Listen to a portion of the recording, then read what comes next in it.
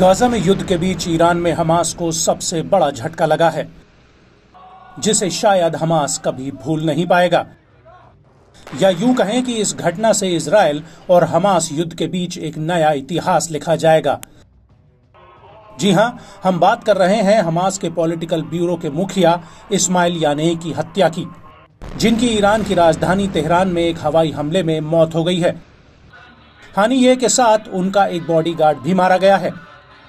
बड़ी बात यह है कि ईरान और हमास दोनों ने ही इस हमले का आरोप सीधा इजरायल पर लगाया है और ईरान की राजधानी तेहरान में हानिये की हत्या के बाद हड़कंप मचा हुआ है।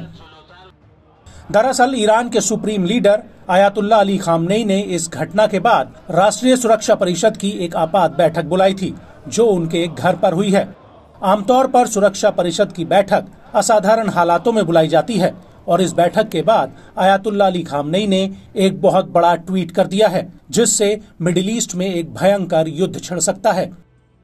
दरअसल खामनेई ने अपने ट्वीट में लिखा कि इस्लामिक गणराज्य की सीमाओं के भीतर घटित इस कटु दुखद घटना के बाद बदला लेना हमारा कर्तव्य है।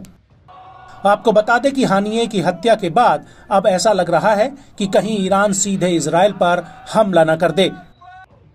और इस सब के बीच एक और बड़ा खुलासा हुआ है, वो ये कि लेबनानी न्यूज एजेंसी अल मयादीन ने एक ईरानी सूत्र के हवाले से कहा है कि हानिये की हत्या में जो मिसाइल दागी गई थी वो ईरान के भीतर से नहीं बल्कि किसी अन्य देश से दागी गई थी। आपको बता दें कि न्यूज एजेंसी एसोसिएट प्रेस ने कहा है कि हमास ने हानिये की हत्या का आरोप सीधे इजरायल पर लगाया है। हमास का कहना है कि हानिये की मौत इजरायली एयर स्ट्राइक में हुई है।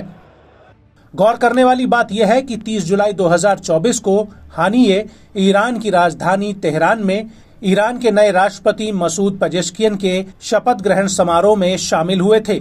इस दौरान हिजबुल्लाह के कई अधिकारी भी इस समारोह में आए थे और इस समारोह के बाद ही 30 और 31 जुलाई की आधी रात को तेहरान में उनके आवास पर एक मिसाइल आकर गिरती है। सूत्रों की माने तो तेहरान में हानिये एक विशेष सैन्य आवास में ठहरे हुए थे और अब ऐसा माना जा रहा है कि शपथ ग्रहण समारोह से ही पीछे पीछे मौत का साया हानिये के ऊपर मंडरा रहा था, जो उन्हें आधी रात में लील गया। वहीं दूसरी तरफ ईरानी सेना का कहना है कि वो इस पूरे मामले की अभी जांच कर रही है और अभी तक उसे ये नहीं पता चला है कि आखिर ये हमला हुआ कैसे। वहीं ईरान की फार्स न्यूज एजेंसी का कहना है कि हानिये उत्तरी तेहरान में युद्ध के बड़े अधिकारियों के लिए बनाए गए एक विशेष आवास में ठहरे हुए थे और इसी घर पर आसमान से एक मिसाइल आकर गिरती है, जिसमें उनकी मौत हो जाती है।